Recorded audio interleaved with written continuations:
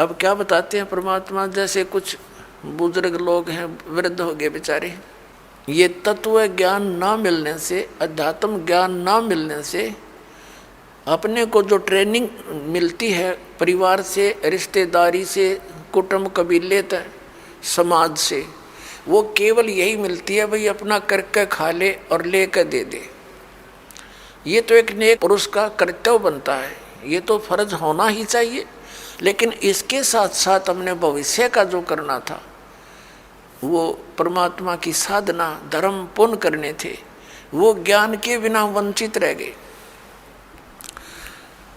और वो ज्ञान मिले सतगुरु और संत से, तो परमात्मा कहते हैं आखिर तुझको कौन कहेगा गुरु बिन आत्म ज्ञान।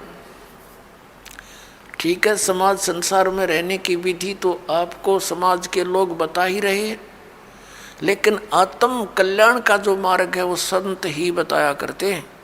और संतों तक आप पहुंच नहीं पाते क्योंकि आप उसी ऐसे समाज में ग्रिप हो गए और उन्हीं विचारों से आप संतुष्ट हो गए कि इतना ही काम है।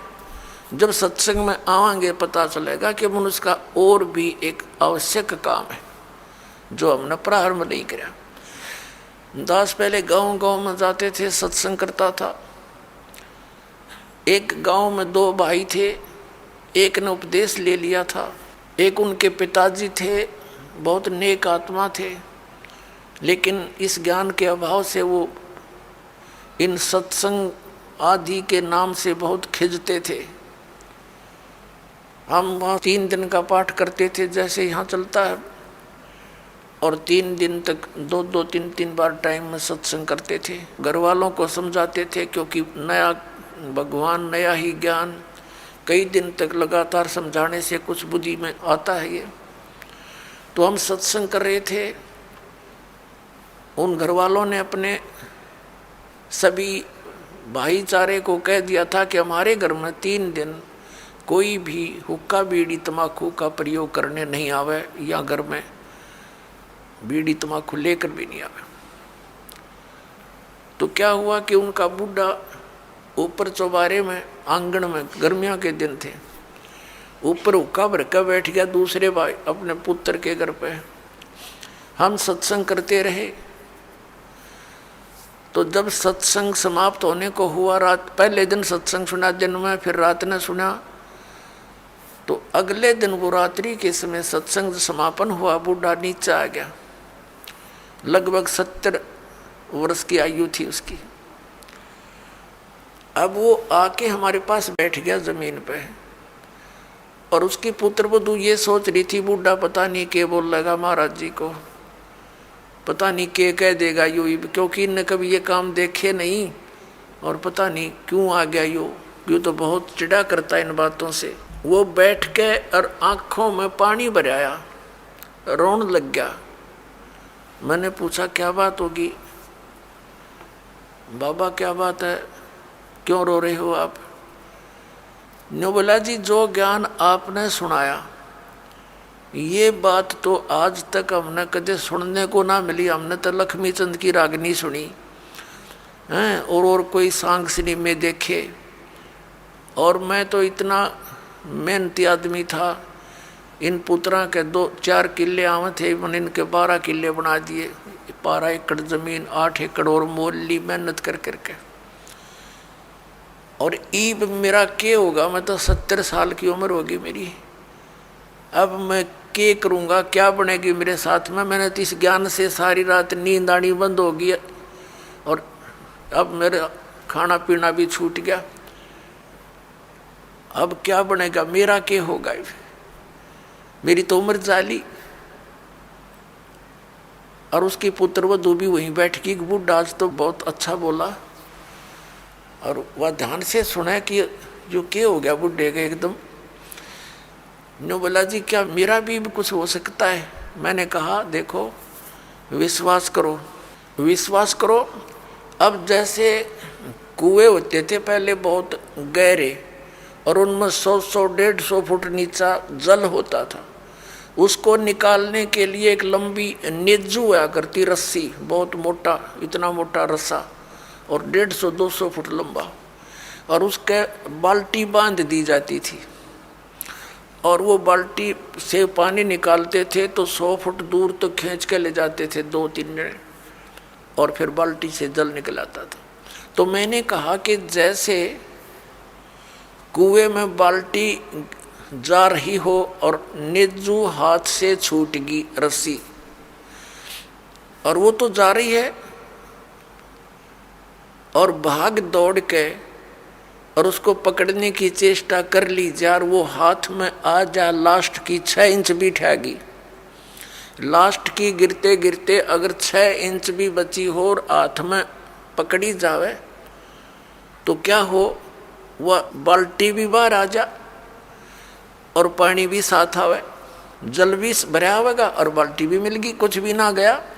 अरनों का जान देव तो जाए ली तो वो तो जा ही रही है, फिर तो पड़ गए कुएं में, हाथ से छूट गया मनुष्य जीवन। मनुष्य जीवन के अंतिम सांस में भी ये सत भक्ति आपको मिलेगी, आपको मनुष्य जीवन मिलेगा, ये गारंटीड बात है।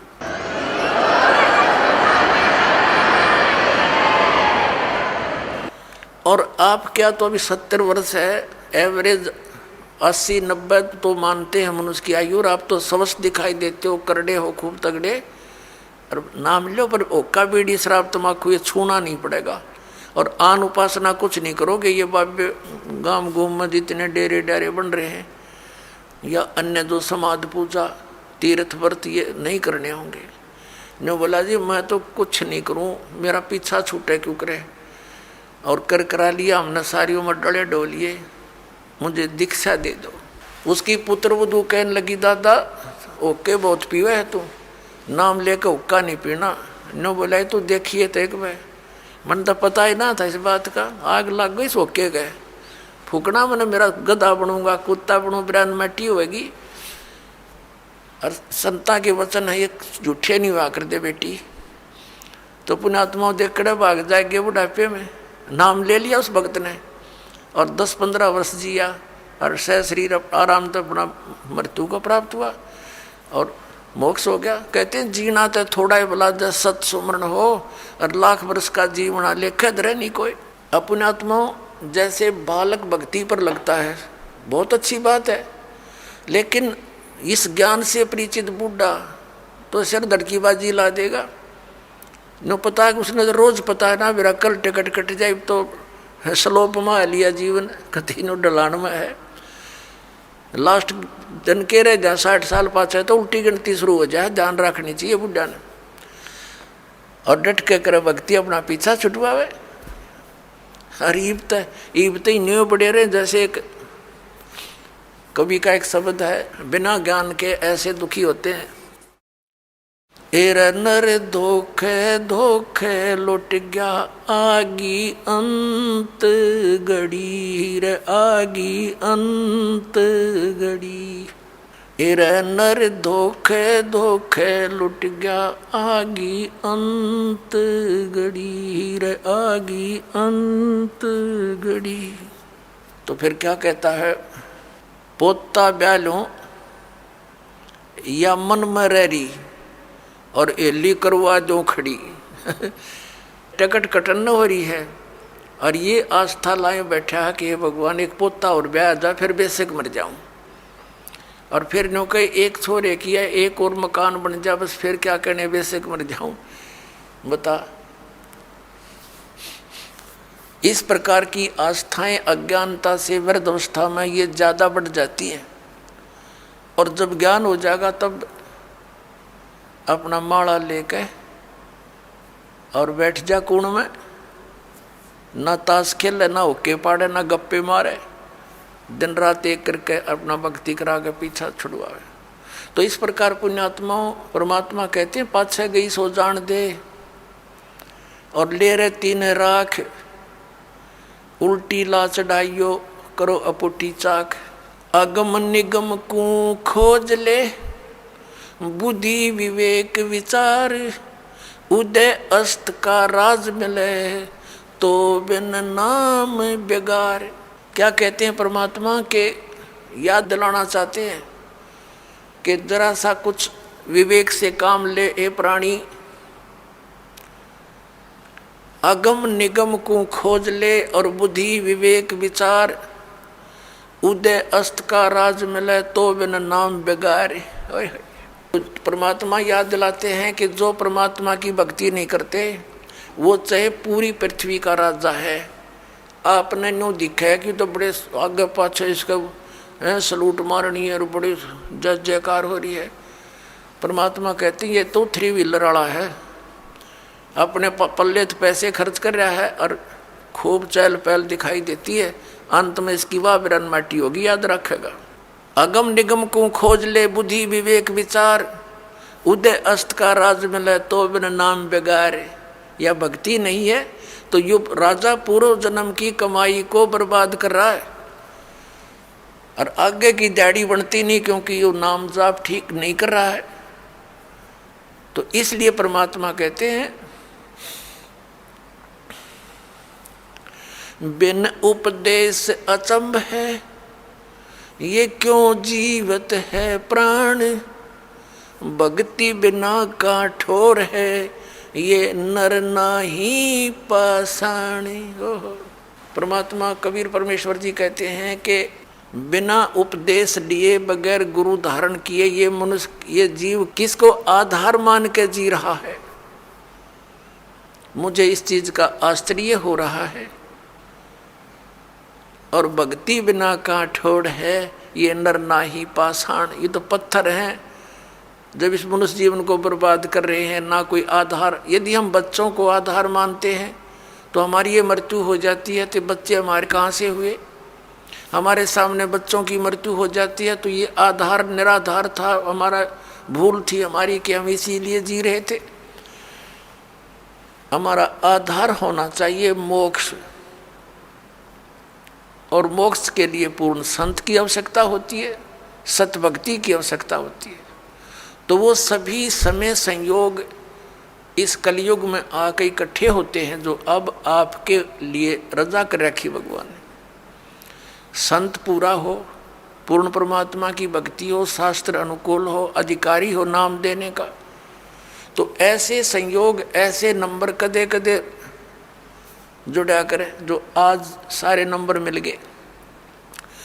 और अब केवल नाम लेना है, बुराइयों से बचना है, मोक्ष हो जाएगा। परमात्मा क्या कहा करते हैं, यो सौदा फिर नाही संतो, यो सौदा फिर नाही, यो सौदा फिर नाही रे संतो, ये सौदा फिर नाही। लोहे जैसा ताव जात है, लोहे जैसा ताव जात है, ये काया दे सराही रे संतो, यो सौदा फिर नाही। ये सौदा फिर नाही संतो, यो सौदा फिर नाही। ये मनुष्य जीवन का मिलना बार बार नहीं होता। किसी सदग्रंथ को उठाकर देख लो, किसी महापुरुष के विचार देख लो कि मानुष जीवन दुर्लभ है, ये मिले न बारंबार, और जैसे तरवर से पत्ता टूट जाए वो फिर नहीं लगता डार। परमात्मा कहते हैं कबीर साहब जी के इड़की दे दे रोएगी सुरता जो तू चलेगी अकेली। जिस परिवार के लिए तू सारा दिन केवल इस पशु जैसे कर्म में ही लीन रहता है, और जब तेरी मृत्यु होने का समय आ जाएगा, अचानक बीमारी भयंकर हो जाती है लाइलाज, फिर वो सोचता है कि अब मेरा क्या बनेगा भगवान, मेरे बच्चे रह गए, इनका क्या होगा। परमात्मा कहते हैं तू भक्ति कर, मेरी शरण में आ, तेरी आयु भी बढ़ाऊंगा, तेरे बच्चों की भी रक्षा करूंगा। इसलिए भगवान की खोज हम कर रहे थे, भक्ति कर रहे थे कि हमारा ऐसा बुरे टाइम में भगवान मदद किया करता है। तो परमात्मा कहते हैं तू मेरी शरण में आ, फिर लग ढंग से। कहते हिड़की दे दे रोएगी सुरता, आत्मा को कह रहे हैं जब तू चल लेगी अकेली। जिस परिवार को अपना मान रहा था वो तो यहीं रह गया, तेरी बाँह पकड़ के ले जाएंगे यम के दूत। फिर नो कह पछाड़ खा खा रोएगी तू आत्मा, क्योंकि तेरा कोई संभालने वाला होगा नहीं, तेरा भगवान परमात्मा साथ दे नहीं, क्योंकि आपने उसकी साधना की नहीं विधिवत। और यदि आपने सतभक्ति कर रखी है और आपका यहाँ से जाना भी तो है ही सभी ने, लेकिन मालिक आपके साथ खड़ा पाओगा जब कहेगा बेटा मेरे साथ, और यम के दूत दूर हो जाएंगे, न एक दूर कति 100 कोस दूर खड़े पाओगे। तो हमने उस दिन की भी अब थोड़ी सी चिंता करनी चाहिए जब संसार छोड़ कर चलेंगे।